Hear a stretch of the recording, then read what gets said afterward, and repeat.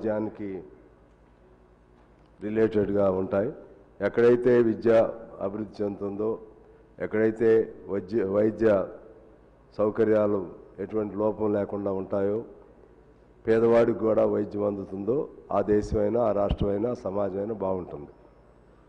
ఆ క్రమంలోనే ఇవాళ ఈ వెంటిలేటర్లకు సంబంధించినటువంటి ఒక క్వశ్చన్ నేను రైజ్ చేశాను. దాంతోపాటు కొన్ని అనుబంధ క్వశ్చన్స్ కూడా మంత్రి గారి దృష్టికి తీసుకుని వెళ్తాను.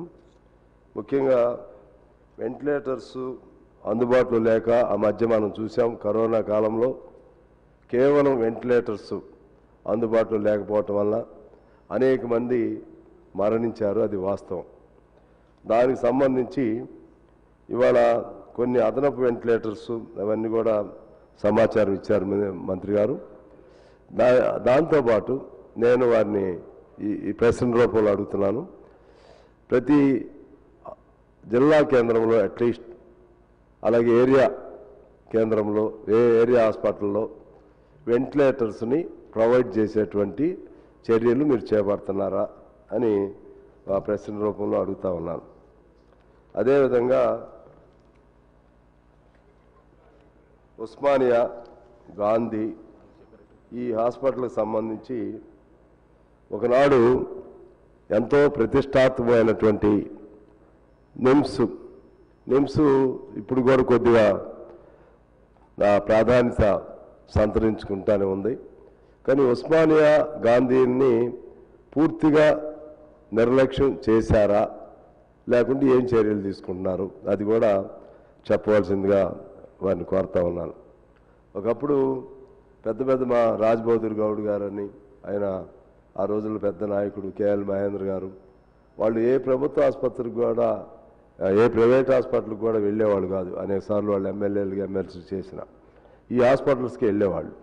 దాన్ని అభివృద్ధి చేయడానికి మీరు చేపడుతున్నటువంటి చర్యలు కూడా చెప్పవలసిందిగా కోరుతా ఉన్నాను. అదేవిధంగా హెల్త్ కార్డ్స్ ఎన్నో ఉన్నాయి ఈ రాష్ట్రంలో, ఇంకా ఎంతమందికి ఇవ్వాల్సిన అవసరం ఉంది, అందరికీ ఇచ్చేటువంటి చర్యలు చేపడతారా అని అడుగుతా ఉన్నాను. అదేవిధంగా 10 లక్షల పరిమితి పెట్టారు, గతంలో 5 లక్షలు ఉన్నది, అది సంతోషమే. దాంతోపాటు కొంతమంది మధ్యలోనే ఆ డబ్బు చాలక బయటకు వచ్చేస్తూ ఉన్నారు. ఆ హాస్పిటల్స్ నీ కోటా అయిపోయింది, నీకు రావాల్సినటువంటి బకాయిలు అయిపోయినాయి అని చెప్పి బయటికి పంపిస్తున్నారు. దాంతో అర్ధాంతరంగా హాస్పిటల్లో ఉండలేక, ఇంట్లో ఉండలేక అర్ధాంతరంగా అనేక ఇబ్బందులు పడుతున్నటువంటి పేషెంట్స్ మన అందరికి కూడా అనుభవం ఉంది. అందుకని ఏదైనా ఒక జబ్బుని ఆరోగ్యశ్రీ ఇటువంటి వాటిల్లో తీసుకున్నప్పుడు పూర్తి స్థాయి వైద్యం, పేదవాడికి ప్రత్యేకంగా ఆరోగ్యశ్రీ కార్డు ఉన్నటువంటి వాళ్ళకి పూర్తి స్థాయి వైద్యం ఇచ్చేటువంటి ఆలోచన ఏమైనా చేస్తున్నారా? అదేవిధంగా కొన్ని దేశాల్లో వైద్య రంగం పూర్తిగా ఇన్సూరెన్స్ కంట్రోల్లో ఉంటుంది. అమెరికా లాంటి చోట కూడా ఇన్సూరెన్స్కి అనుసంధానం చేస్తే మన భారతదేశంలోనూ లేదా మన రాష్ట్రంలో కూడా ఇక ఎవరికైనా సరే నిశ్చింతగా వాళ్ళు కొన్ని ప్రైవేట్ హాస్పిటల్స్ ఇన్సూరెన్స్ ఫెసిలిటీ పెట్టాయి.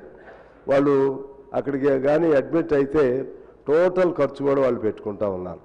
అటువంటిది ఇన్సూరెన్స్ ఆలోచన అందరికీ ప్రొవైడ్ చేయడానికి చేస్తున్నారా అని అడుగుతున్నాను. చేయకపోతే చేసే ఆలోచన ఉందా అని కూడా మీ దృష్టికి తీసుకొస్తా ఉన్నాను.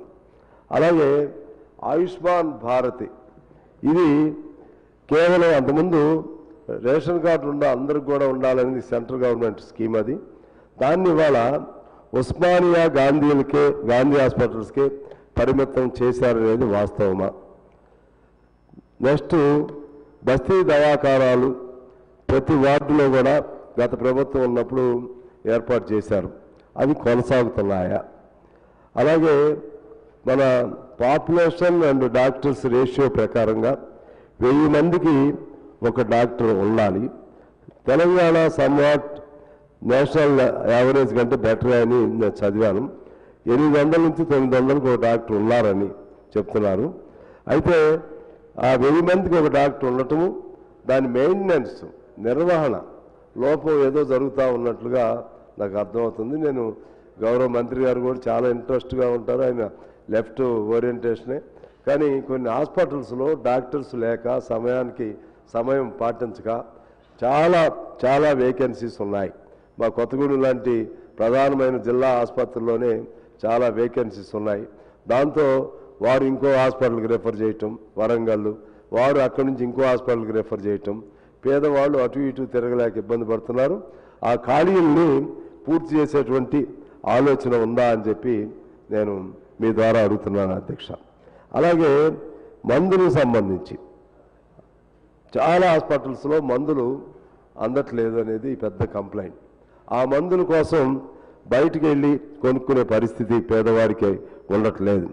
దాంతోపాటు ఆక్సిజన్ లాంటి సౌకర్యాలు, దానికి సంబంధించి మందుల సరఫరా సంబంధించి ప్రభుత్వం ఏమి ఆలోచన చేస్తుందో తెలియజేయాలని కోరుతున్నాను.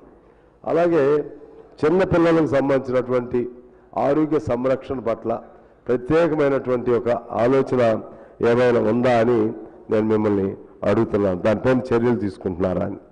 అలాగే అన్ని జిల్లా ఆసుపత్రుల్లో క్యాత్ ల్యాబ్, ఎంఆర్ఐ ఇప్పుడు కొంత సంతోషం, ఒక 8 హాస్పిటల్లో ప్రవేశపెడుతున్నారని చెప్పారు మంత్రి గారు. కనీసం జిల్లా హాస్పిటల్స్ కన్నా ప్రతి జిల్లా హాస్పిటల్కి ఒక క్యాత్ ల్యాబ్, ఎంఆర్ఐ ఏర్పాటు చేస్తే సంతోషం. ఆ ఆలోచన ఏమన్నా చేస్తున్నారా అని మిమ్మల్ని ప్రశ్నిస్తూ ఉన్నాను. అలాగే డయాలసిస్కు సంబంధించిన యూనిట్స్ కూడా చాలా ప్రజలు డయాలసిస్ పీడితులు నరకం అంటే ఏంటో ప్రత్యక్షంగా బతికొండంగా చూస్తారు. దాన్ని ఈ మధ్య ఇంప్రూవ్ కూడా చేస్తున్నారు, సంతోషం. ముఖ్యంగా మా నియోజకవర్గానికి సంబంధించి 10 డయాలసిస్ యూనిట్స్ మీరు ప్రొవైడ్ చేశారు. మంత్రి గారికి ఇతర అధికారులు కూడా నేను కృతజ్ఞతలు తెలియజేస్తున్నాను. 2 హాస్పిటల్స్ ఉంటే ఒకటి మా ఏరియా హాస్పిటల్కి 5 చేశారు, పాల్వంచ హాస్పిటల్కి ఒక 5 చేశారు. ఇంకా కూడా 10 డయాలసిస్ సెంటర్స్ మాకే అవసరం. మా జిల్లా హెడ్ క్వార్టర్ కాబట్టి పాల్వంచకి దీనికి చేయవలసిన అవసరం ఉంది. పాల్వంచని 100 బెడెడ్ హాస్పిటల్గా కన్వర్ట్ చేసేటువంటి ఆలోచన ఉందా అది కూడా అడుగుతున్నాను. మీ దృష్టికి చాలాసార్లు తీసుకొచ్చాను మంత్రి గారు. దీనికి సంబంధించి మరొకసారి మీకు ధన్యవాదాలు చెప్తున్నాను. ఆ 2 హాస్పిటల్లో 10 డయాలసిస్ యూనిట్స్ వచ్చినాక చాలా రిలీఫ్ వచ్చింది. మిగిలింది కూడా మాకే కాదు అన్ని జిల్లాలకి ప్రొవైడ్ చేస్తే మంచిదని అడుగుతా ఉన్నాను. అలాగే 108, 104 ఇవి అందరికీ అందుబాటులో ఉండట్లేదు, టైమ్లీగా సర్వ్ చేయట్లేదు. దాన్ని డెవలప్ చేయటం కోసం, ఆ సిస్టమ్ని డెవలప్ చేయటం కోసం వాటి సంఖ్యను పెంచుతున్నారా, లేకపోతే దాని ప్రత్యేకమైనటువంటి మెకానిజం పెట్టి దాన్ని ఆర్డర్లీగా నడుపుతారా అది చెప్పాలని కోరుతున్నాను. అలాగే అంబులెన్స్కి సంబంధించి చాలా హాస్పిటల్స్లో పేదవాడికి ఇంకో హాస్పిటల్కి వెళ్ళమన్నప్పుడు అంబులెన్స్ లేదు. దాంతో జబ్బులో ఉండి ప్రాణాపాయంలో ఉన్నవాడు కూడా ఎట్లా తెలవట్లేదు. కనీసం దానిపైన కూడా అంబులెన్స్కి సంబంధించి ఎన్ని ఉన్నాయి, కనీసం ప్రతి ఏరియా హాస్పిటల్కి ఒక అంబులెన్స్ అన్న ఆర్డర్లో ఉండే అంబులెన్స్ను దానికి సిబ్బంది ఉండే విధంగా ఏర్పాటు చేస్తారా అని చెప్పి అడుగుతున్నాను మంత్రి గారికి. అలాగే ఏజెన్సీ ఏరియాలో సీజనల్ జబ్బులు దీనికి సంబంధించి మొట్టమొదటే ఆ సీజన్కి ముందే అప్పటికే మీరు జాగ్రత్తలు చేస్తానన్నారు. అయినా కూడా మరికొంత జాగ్రత్తలు చేయాల్సినటువంటి అవసరం ఉందని నేను మీ దృష్టికి తీసుకొస్తా ఉన్నాను. దానిపైన కూడా మీరు చెప్పాలని కోరుతా ఉన్నాను. అదేవిధంగా దీనిలో పనిచేసేటువంటి ఏఎన్ఎంలు, సెకండ్ ఏఎన్ఎంలు, ASHA workers, scavengers, contract, sanitary workers, patient care చూసేటువంటి వాళ్ళు, సెక్యూరిటీ కార్మికులు, వీళ్ళందరికీ కేవలం 11,000 ఇస్తున్నారు. కనీసం 18,000 ఇవ్వాలని నిబంధన ఉంది. అది మీరు అమలు చేయగలుగుతారా అని మిమ్మల్ని అడుగుతా ఉన్నాను. అదేవిధంగా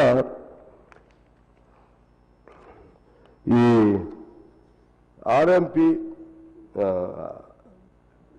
అదేవిధంగా పిఎంపీలు వాళ్ళకి ఏదైనా ట్రైనింగ్, వాళ్ళు చాలా ఇబ్బందులు జరుగుతున్నాయి. డాక్టర్ కొంతమంది వాళ్ళ మీద ఒకళ్ళు కంప్లైంట్లు ఇచ్చుకోవటం, వాళ్ళని చాలా ఇబ్బందులు చేస్తున్నారు. ఈ ఆర్ఎంపీలు పిఎంపీలకి కొద్దిగా మీరు ట్రైనింగ్ ఇచ్చి ఆ ద్వారా వాళ్ళకు కూడా గౌరవప్రదంగా వాళ్ళకి అవకాశం కల్పించేటువంటి ఆలోచనలు ఏమైనా చేస్తా ఉన్నారా అని తెలియజేస్తూ ఇవన్నీ చాలా ప్రశ్నలు వేశాను. మీరు చెప్పగలిగి ఇప్పుడు చెప్పండి, లేదా తర్వాత అయినా ఇవ్వండి. ఫైనల్గా నేను ఎందుకంటే జనరల్ ఉపన్యాసం కంటే క్వశ్చన్ అవర్ కాబట్టి అన్ని క్వశ్చన్ ఫామ్లోనే మీ దృష్టికి తీసుకొచ్చాను. ఫైనల్గా ఒక మాట చెప్పి నేను సెలవు తీసుకుంటాను. మనకి బడ్జెట్ కేటాయింపులకు సంబంధించి నేషనల్ హెల్త్ పాలసీ 2017 ప్రకారం జీడిపిలో 2.56% బడ్జెట్ కేంద్రంలో ఉండాలని, దానికి అనుగుణంగానే రాష్ట్రంలో 8% బడ్జెట్లు ఉండాలని ఒక నిర్ణయం చేశారు, అంటే సూచన చేశారు. దానిలో మనకి తెలంగాణలో సంతోషం, మనకి 8% బడ్జెట్ అలొకేషన్ బడ్జెట్లో మెడికల్ అండ్ హెల్త్కి ఉండాల్సి ఉంది. అయినప్పటికీ కూడా 4.06 ఉంది. అది బాధాకరమే. అయినా గత సంవత్సరం కంటే 12,393 కోట్లు ఈ సంవత్సరం మళ్ళీ అయిపోయిన సంవత్సరం కేటాయించారు. అది గతం కంటే 8% అధికంగా ఉంది. దానికి మీకు ధన్యవాదాలు తెలియజేస్తూ, అలాగే హెల్త్ పాలసీకి సంబంధించినటువంటి నేషనల్ హెల్త్ పాలసీ ఇంకో సూచన కూడా చేసింది.